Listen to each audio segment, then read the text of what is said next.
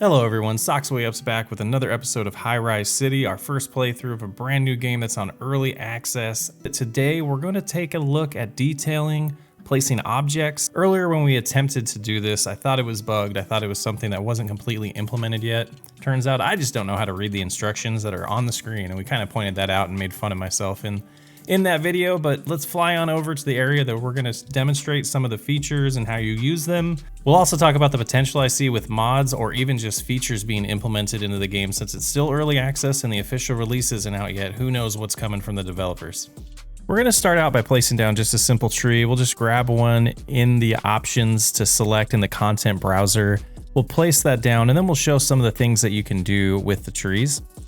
So now that we have that down, let's click on the object. You can see the little green, blue, and red arrows pop up, and also the details, the transform section. There's also variants for the per instance data.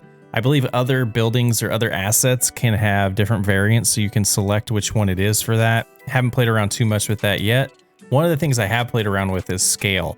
So what we're gonna do here is we're gonna change the scale of the tree. So the very first thing you're gonna see us do is kind of adjust the X, Y, and Z values underneath scale. We messed up on that first one, so we decided to start over, accidentally hit delete. So here we're gonna set it to 5, and then 5 for Y, and then 5 for Z as well, and to see what it looks like. The very first thing that I notice is that when we scale these, we click away from it to deselect it. The first thing that I notice is it looks great scaled. It doesn't lose quality, it doesn't become blurry. You can make these things large and adjust them to the size that you want for the area, and it just looks good. It's a modern game engine. Trying not to compare too much in here with City Skylines, but even with some of the mods that have been added, some of the scaling just doesn't look that great. So some of the other things you can do is when you hit, spacebar, when you have it selected, you can change the different type of adjustments that you can make. Some cool potential, not necessarily something you would do with trees, but you could adjust it other ways as well. The next thing I wanted to feature was fences, and really the main reason why I wanted to make this episode is because the potential I see in adjusting fences and adding fences in this game. It really popped out to me or jumped out to me in my head of what could be done with some mods or even just features that are added to enhance this part of the game. So what we're going to do here to begin with is we're going to place down 5 or 6 fences just to get them out. We're going to then try to line them up and use the transform tools as well as we did last time, but go a little bit deeper into what we need to do. So the first thing we're going to do, we came over here, we flipped that first one around 180 degrees on the Z value under position. That gave the pole, or put the pole in the correct position that we wanted. And then you can see we're kind of just trying to align this one up by using the tools in freeform. But realize if we just copy the Y value and paste it into the other one, that will line them up on the Y axis. And that was the first step to lining these up. We'll get the other ones lined up next, but we wanted to go through, maybe get the rest of the fences lined up on Y. The second one that I pasted in here, I accidentally forgot the negative digit, so it moved it. I don't know where it moved it to. It moved it to positive 1200 instead of negative. But we fixed that. We just add in a few more, get them going, and then we're going to do some copying and pasting of the Y value to get all of them to line up in that position of the axis. You can see this could be pretty tedious, but we can get them perfect. We can get it pixel perfect to get these fences lined up exactly how we want them. But then we're going to jump forward a little bit here. We're going to now try to line up the next axis that we need to line up. In the first pass through, I did forget to line up the Z position axis to -180, so we'll have to do that as we go. You see we're doing that here. This first one I do want to somewhat line up manually.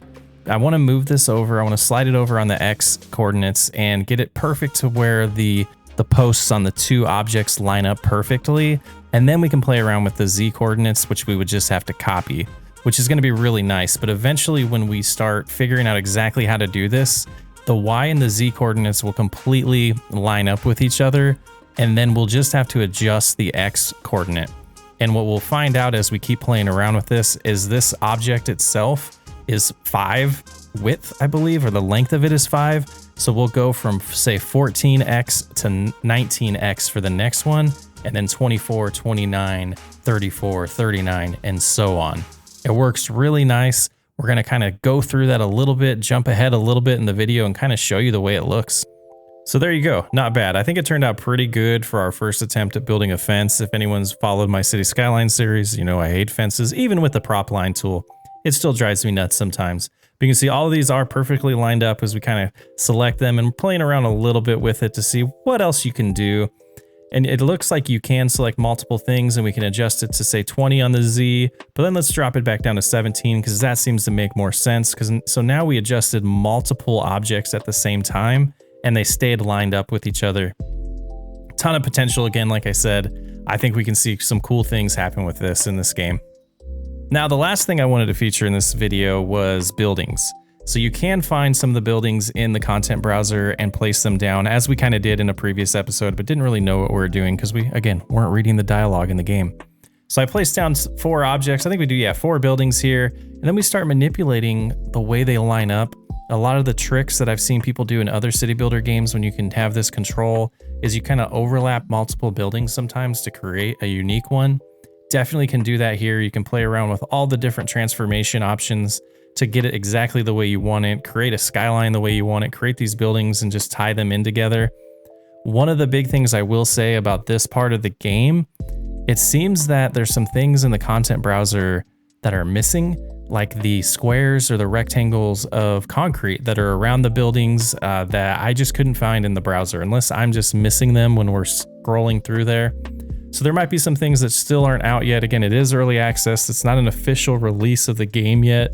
So there could be a lot more to come in this feature. I hope there is, but the potential is amazing. Ton of potential in this. I just can't wait to see this game fully fleshed out and the modders getting a hold of it and taking control. In closing, I do want to say there's a ton of potential here. There's a lot that can happen with mods or new features added to the game that could just really blow this away and make this a way better city builder than anything that we've seen before, in my opinion. I've noticed a lot of things in Highrise City so far that really grab my attention and make me think about the potential that there is in this game with mods and other things added to it and features that they may add over the next few months or years to this game to really make it a fleshed out, solid, finalized version of the game. And I'm excited to see where it goes, and make sure you subscribe to this channel and follow along because I'm not going to stop paying attention to this game. I'm definitely falling in love with it. I'm Socksway Up, and I'll catch you on the next one.